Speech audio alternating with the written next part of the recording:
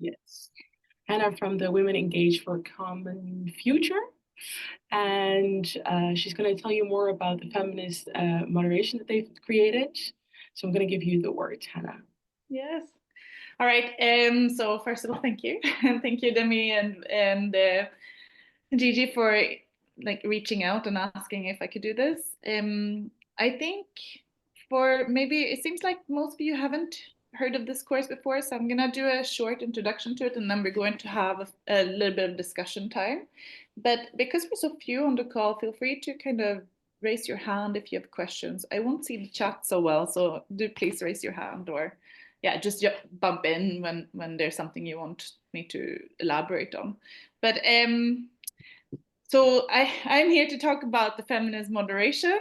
It's an online course, an online tool that me and a person called Rose Heffernan has put together. And it's called Feminist Moderation, How to Facilitate Safe and Inclusive Discussions. If you want to get access to the course, at the moment, we have an open source version of the course online. But we used to have it as a course where you could issue certificates. Unfortunately, we don't issue certificates anymore because the project is finished and the certificates unfortunately cost a lot of money. But this free version allows you to still access all the content material, and the only difference is that you can't store your progress, but you can come back to it anytime. So it exists in English, Spanish, and French at the moment. We've had some inquiries about having it translated to other languages that might come, but until then, I won't say. But and it's also a platform that offers accessibility feature, so you can read the course in a accessible transcript rather than the interactive version that is also available online. So you can scan it and then you get to a page where you get access to the course. And oh, now I clicked on a link. Wait. Yeah. Let's see. So when it comes to my organization, maybe most of you have heard of it, but we are called Women Engaged for a Common Future. We're an eco-feminist non-profit network. We're based in the Netherlands, in Utrecht, but also in Germany and in France and in Georgia. And we have 250 women's rights and feminist civil society organizations in our network in over 70 countries, if I'm not mistaken. And we work from 3 different ways. So we work on capacity strengthening, or like kind of movement building, advocacy, and then we do outreach. And we are specifically looking at the topics of climate justice, sustainable energy, chemicals, less toxic waste, or a healthy environment, and safe water and sanitation for all. And I always forget to introduce myself, and I'm Hanna Gunnarsson, and I work more on Agenda 2030 and sustainable development, and I do quite a lot of advocacy and network building, and this is where my knowledge of these kind of facilitations comes from. We decided to make this course because we were part of a project called The Real Deal, which is working on citizens' deliberations on the European Green Deal. So citizens' participation means decision-making processes that are built for citizens to have the same leverage or footing as decision makers when taking decisions that's going to affect them. And the project was an academic testing of how can you do this in a way that's inclusive, that really means that it is citizens' participation and not just the few citizens with a lot of privileges who have the time and money to participate in these spaces, and also, you know, the confidence to participate in these spaces. So how do you do this in a different way? And our approach, so the project is wider than just feminist moderation, but our approach was, we do a lot of work in making sure that the people who's in the space come from very different backgrounds, very diverse experiences, etc. And that's usually something people kind of do. And this is what we refer to as, you know, the tick box exercise. We can become quite tokenistic. So our not critique, but our thought was like, organizations do this and they spend a lot of time on this, and it has this very big chance of becoming quite a tokenistic exercise, because what do you do when you have a space that's very, or not maybe very diverse, but to some extent quite diverse in opinions and experiences? What do you do with that space once you have it? Because a lot of times when it comes to the EU or decision-making spaces, they just continue business as usual, they do facilitation as usual, and they don't really think about their power dynamics that exist in the room and how to rebalance them, and the power dynamics you bring as a moderator, facilitator into the space. And that's why we wanted to make a moderation course or facilitation course. It's basically the same word depending on which country you're from. Some people call it moderation, some people call it facilitation. And we wanted to make a feminist, inclusive, intersectional kind of analysis of moderation techniques. And we did quite a big mapping of existing courses, and we found that there's none out there working on this specific niche topic. So we thought we had like a little window here to come up with an idea. And the courses that were there were very much neoliberal. It was very much about the individualistic approach. You as a participant, you need to take the space. It was not about unpacking structures of discrimination. It was just like very small fixes. So yeah, we wanted to address structures of discrimination and domination in public discussion spaces. And it builds a lot on our own experiences, of mine and Rose's, but also on the experiences we've had within Women Engaged for a Common Future, who's been facilitating, moderating advocacy spaces for more than 30 years. So I've already talked to you through the beginning of this journey. We started mapping for the European Green Deal. We started mapping what will be the public participation barriers. And we were lots of very different types of NGOs, predominantly environmental NGOs. This means that many of them might not have this kind of feminist analysis, but they do have structural discrimination analysis when it comes to environmental issues. And they also have wide networks and know what their networks, the kind of discrimination they're facing when they come to these public participation spaces. So we did a brief mapping with our partners to see what is kind of the potential issues when we are going to do these academic testings. And then we did a wider mapping of the landscape, so kind of a desk research. And then we developed a course. And then what we did was that we tested this online feminist moderation course in 13 countries. We had these citizens deliberations or citizens decision-making spaces. So it was tested in EU countries. It was specifically developed for an EU setting originally, but we've received quite a lot of feedback that it is kind of, you can implement it in other parts of the world too, but you just have to adapt it. And that's the thing. It's definitely not a course that is like one size fits all. You can adapt it. And take what works for you and then address what doesn't work for you. And then after what we did after the 13 national test level cases, we tested it at the Feminist Festival in Brussels. So this was a pan-European event, and it was wider than pan-European because there were citizens from across EU and neighboring countries, so countries who are not part of the EU but who wants to who wants to either be part of the EU or who are very impacted because they're neighboring countries, very impacted by EU policies, and therefore wants to be able to have a say about how that impacts them. And we did quite a lot of work on making sure that the Feminist Festival was very inclusive in terms of, or like diverse in terms of who was in the space. We prioritized, we had like a selection criteria which prioritized people who usually are not in these kind of citizens deliberation spaces at EU level.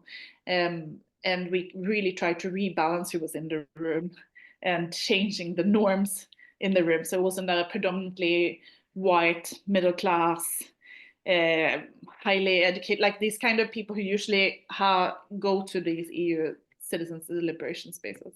And then after the 2 testing levels, we received quite a lot of feedback from participants, but also from the trainers that we adapted, and then we launched the course. And then it's been launched since October, and we keep getting quite a lot of feedback, and it's so far very nice, lovely feedback we're getting. But we also, and I'm saying this to you on the call, that we are very much open for like constructive feedback. So if there's anything that you find in the course that is not maybe up to date, or something that you think is, well, have you thought about it this way? We appreciate that kind of constructive feedback as well. So you can always contact us. So what are the basic concepts of feminist moderation? I think maybe this might not be new to you, but it's just how we frame intersectional feminist analysis in the spaces of moderation. So we wanted, as I said before, to make these kind of inclusive spaces where there was a just and fair chance for people to participate. And it also meant then to kind of address and acknowledge, and then kind of setting up tools for moderators on how to shift power dynamics in discussions. And then in terms of what is the role of the moderator is, or facilitator is, to act as a guide in these kind of participatory processes. And they're there to facilitate others' engagement, which can be quite hard because it can be quite hard because you also come in with your values and your opinions, and sometimes when it comes to the European Green Deal or these kind of topics of the green transition, it can be quite polarizing, these topics, such as, and especially when you have citizens who are not working on these topics but who are very interested in the issues from a very different point of view. It doesn't mean that you have this one homogenic group where everyone kind of thinks the same, but it can be very varied opinions. So yeah, as a moderator, you need to kind of see how you best facilitate people's engagement in the process. And then you need to be good at identifying, breaking up socially constructed barriers, so that the communication and the discussions in the group are, as I said, fair and just, and does this rebalance of power dynamics. And we addressed two approaches. So there was equality of access, and that's looking at who gets to be in the room, who ends up being in the room, and what barriers are there for you to end up being in that room.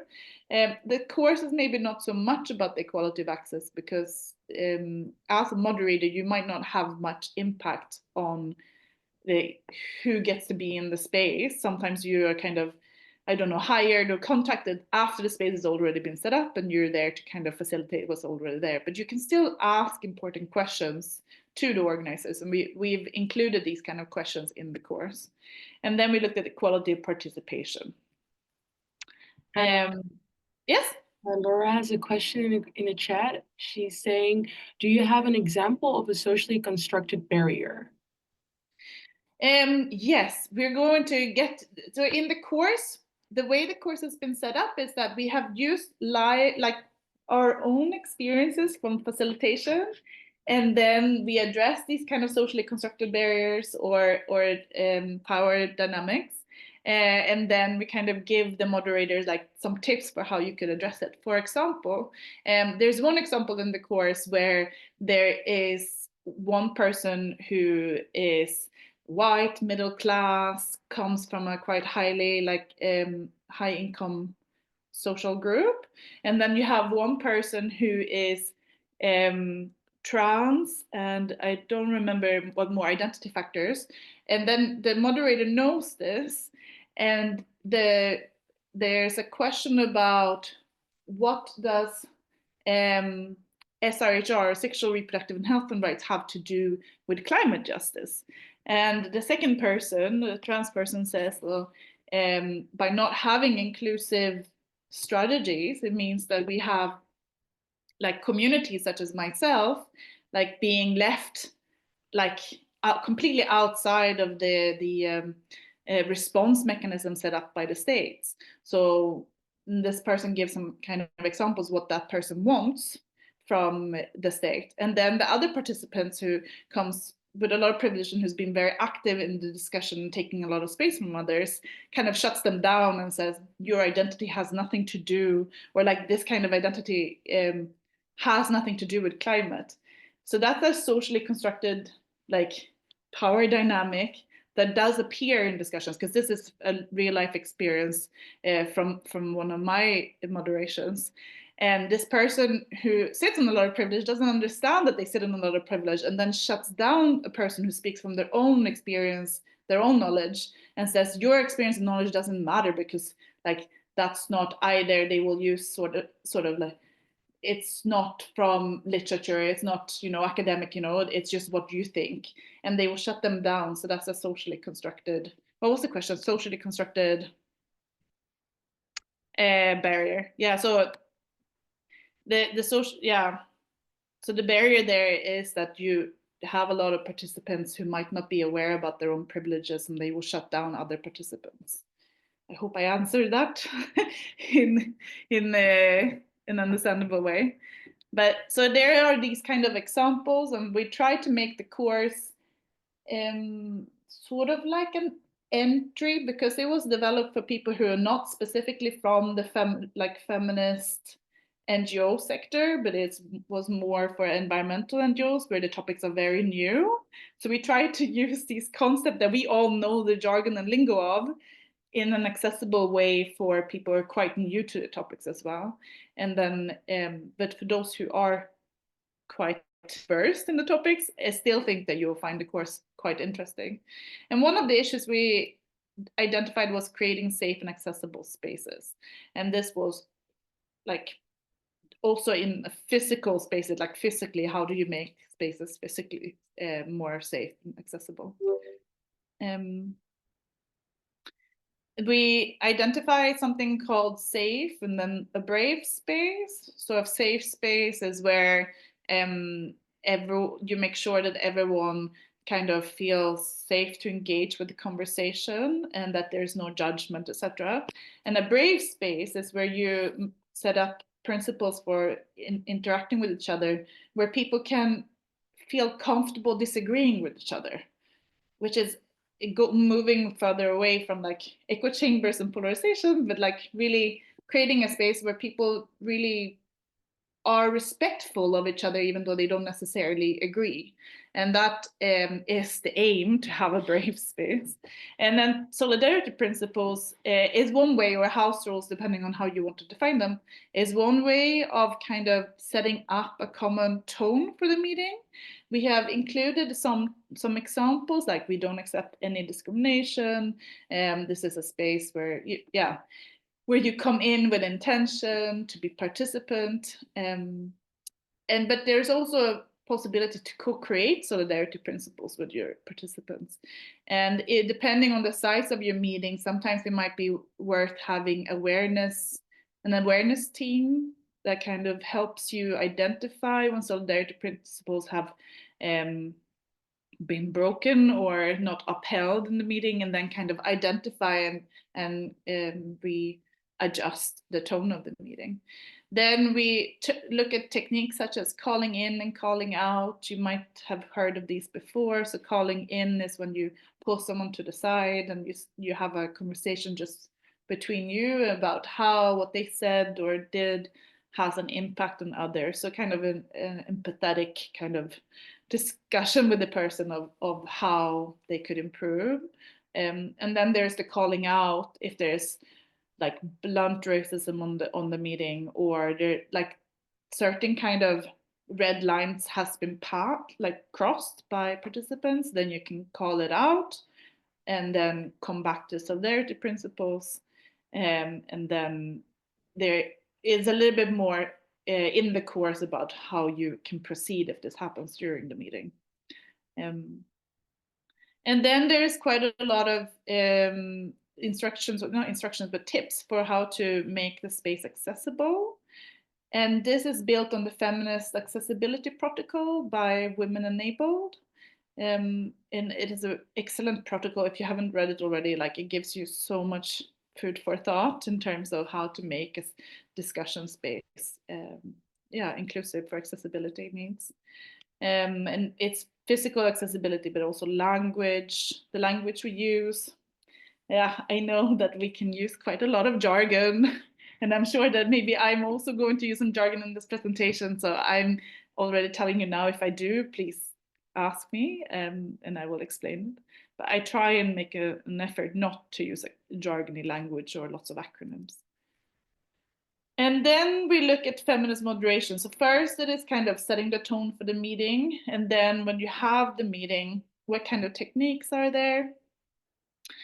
And there's quite a lot of different kind of focus on first, what are master suppression techniques? What are these kind of power dynamics that show up because of people, like there's a lot of privilege in the group and people are maybe not aware of their own privileges, like how does that show up? But also like what are these kind of soft forms of like discrimination that happens.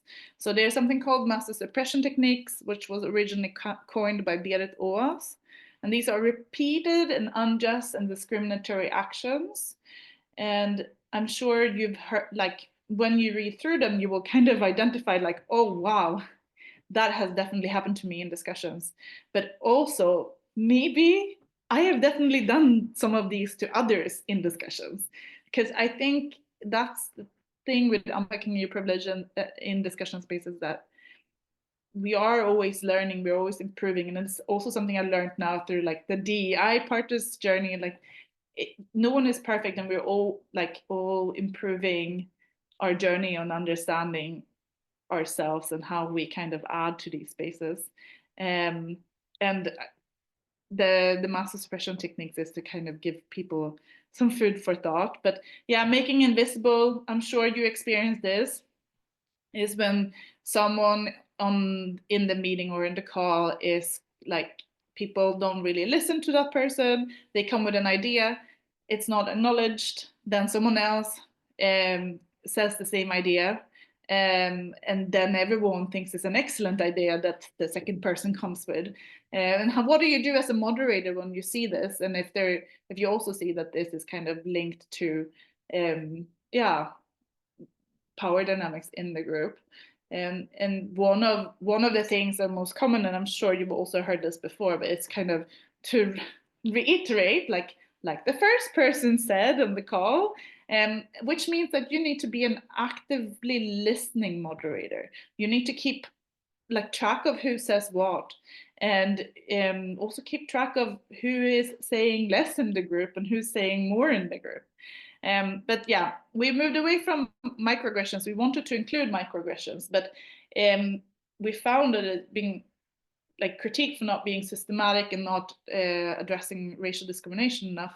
So what we did instead was to include like explanations of what is affinity bias, and also what is something called the bridge framework, which comes from Rushika Tulsian.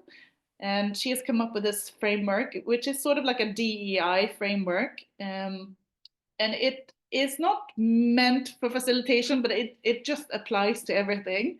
And this is a tool for you as a moderator if you are, for example, called out or called in for not being inclusive or saying something that is offensive. So it's a tool for you to kind of sit with that and be uncomfortable, because the first step of kind of learning to do better and doing better is to kind of identify why people, like, why have this critique of you come up. So be uncomfortable is good, then reflect on it, and then you can invite feedback. And then I think a lot of times when you unpack privileges, people do tend to get quite defensive, but defensiveness doesn't help. So really just sit with being uncomfortable, and then like make sure that you grow from your mistakes and continue to repeat them, and then expect that change takes time. So she says that this cultivates an inclusion mindset. It's very US frame of, or way of framing it, but yeah, it's a way of kind of learning to do better when being called out for not identifying like discrimination, or because you've been saying in something that is like discriminating.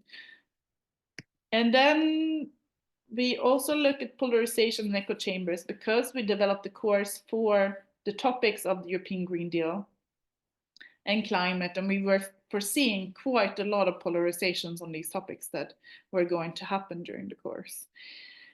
And there is quite a difference between polarization and echo chambers. So polarization is when you have two groups that kind of pulls away, and they pull away more and more and more.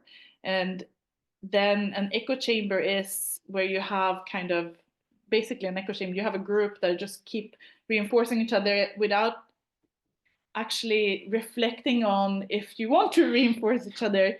So the discussions are maybe not so in depth. There's just a bunch of people who with very similar views, and then you can kind of end up getting more and more what is the word for it? Like the positioning in the group can become more and more extreme because there's no one to come in with kind of critical analysis or critical questions to kind of break up the echo chamber.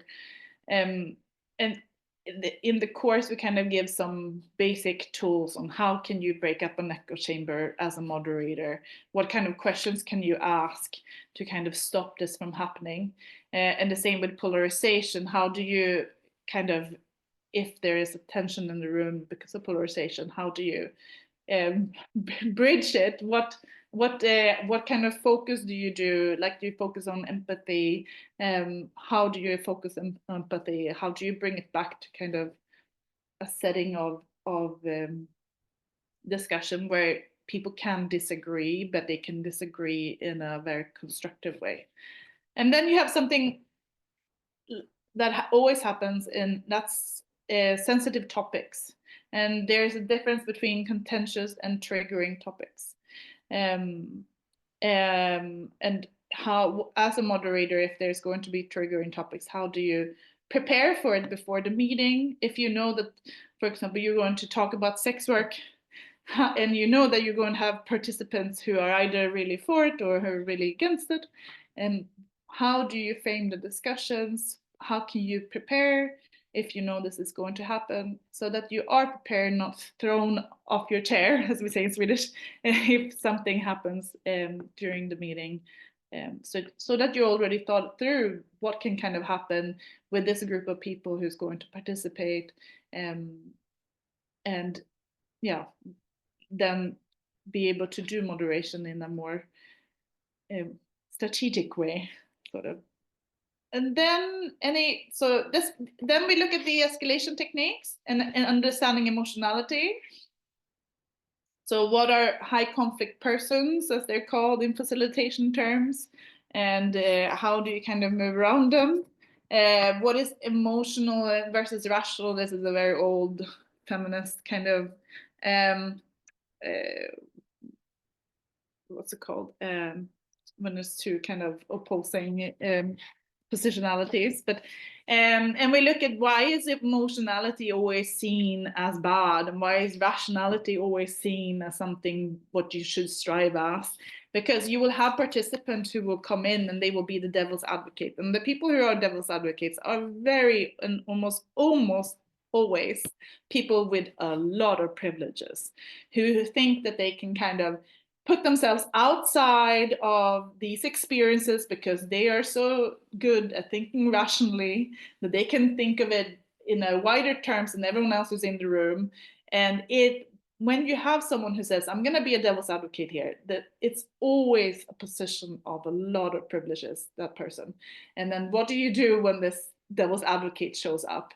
And how do you kind of rebalance what is knowledge and what is counted as knowledge? Because that's also a form of power dynamic, because this person is saying your personal experiences on this topic doesn't matter, because I can have a more constructive, more rational view of this issue because of what I have studied or like what I have learned along this way. Whereas the person who's speaking from their personal experience then is kind of shut down, and it is really not conducive for a good discussion.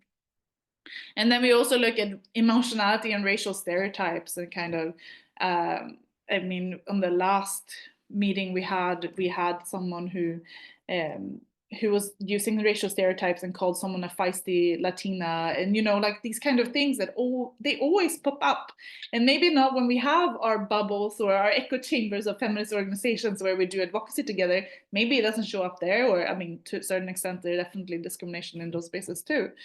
But in these citizens spaces where you have people with, like, you can't really know what's going to come up during discussions, you can kind of assume that there's going to be, yeah, some of these popping up. And what do you do as a moderator? We also look at online feminist moderation, and I'm not going to go into too much depth about it because I talked for some time now, but you will learn about how to apply some of these techniques also on the online, and making sure you have a safe space online. So safe in terms of security and not getting trolled, and what do you do and how do you ensure privacy, and yeah, what is online accessibility, etc. And as I said before, this can be applied more broadly in the workspace, in groups. And this is the feedback we received from people who took the course. So we've had about 2,000 people who registered for the course between October to January. And I think almost like 1,000 of them took the course. So not everyone who registers takes the course, unfortunately, but I still am really happy that 1,000 people took the course. And that's the data we have. We don't know who's taken the course since then. And if maybe all of them then finished the course after the deadline. That one of the applications was the Feminist Festival, which I said, and in this festival we applied like the safe space principles. We looked at who gets to be in the space. We tried to rebalance, like we used sort of a scoring for participation. So we used a mixture of it's a mixture of different types of selection techniques for how you get citizens into the space. And then what we did was that we approached moderators for the different discussions who are from different diverse groups, or who come with a lot of knowledge, who are working with communities from like who are impacted by the topics we were going to discuss. So we invited those specifically because we were testing to see if that would make the space safer for participants from those communities to actually engage in the discussions.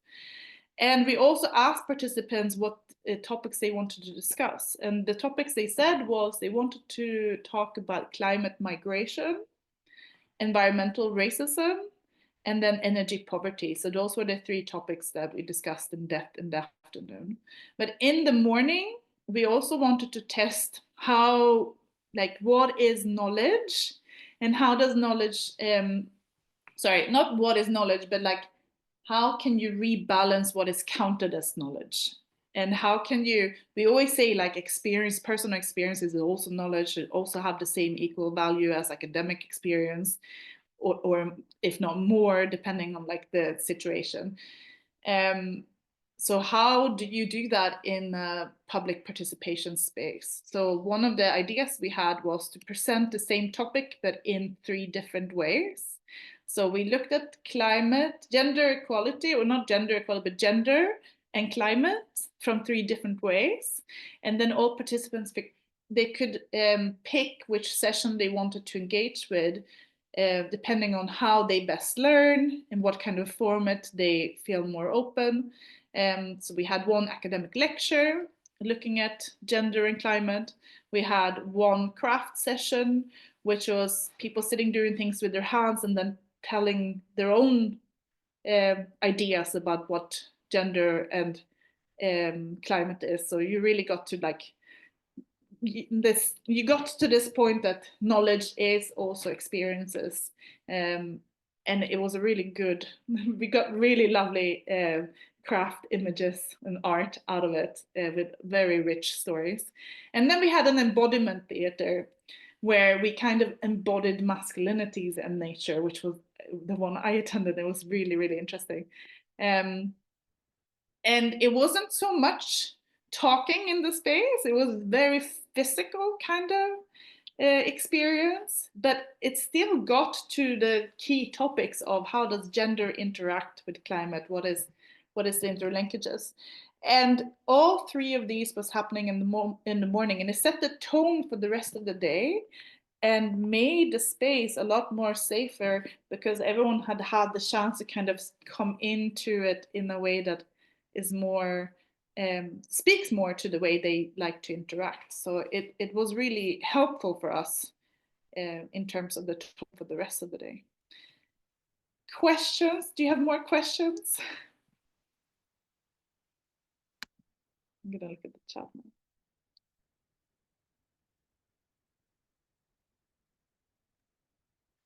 Yes, okay, I'm seeing Laura's comment now about defending Trump. Yes, we do. The devil's advocates is also always infuriating, and it's you need to learn as moderator how to handle them. I was attending I did a training for the trade unions in Europe, and they were saying, because they also do quite a lot of facilitation and they also always have a devil's advocate, and one of their responses was like, who is this devil's advocate? I don't see them in the room. Do you see them in the room? And that kind of shut down that this would like, why should you take a position outside of your own positionality? You should just stay to yourself, and that would make it more like, yeah, it would lead to better discussion. But yeah, anyone else who have any questions? I have one. Yeah. But Laura, you were first. Yeah, maybe go ahead, because that's just a reflection on what Hannah has just said. It's more discussion than question, so go first. No, just how interactive is it? I mean, people just, I'm just wondering if I want to send it to partners and colleagues, but you've covered all the topics, but I don't have a full sense of, so it's basically a whole lot of modules, and they with just the recommendations and tips and. Yeah, it's quite interactive. It's an online course, so you take at your own pace. It's not sort of like a lecture, or it's not a lecture at all. You take it in your own pace. So there's a mixture of theory, but we try to keep the theory incredibly accessible in language and not so jargony. So the theory is very light, and then it's more hands-on experience. You dropped into a scenario, this is happening, you're being a moderator, and then the question is, what didn't happen as a moderator? Like what was missing from moderation side in this scenario when it happened? And then some internal reflections, like what could have been done differently, and then you kind of start looking into some of what they could have done as a moderator in this situation if it appeared. So for each of the topics, that's how each topic starts. It drops you into a scenario, and you get to engage with it, and you get to try and answer it, and then it moves on into explaining a little bit more into depth what really happened, what were the power dynamics that led to this. And then there's also interactive tools built into the tool. So there's quizzes and there's different ways of asking the questions.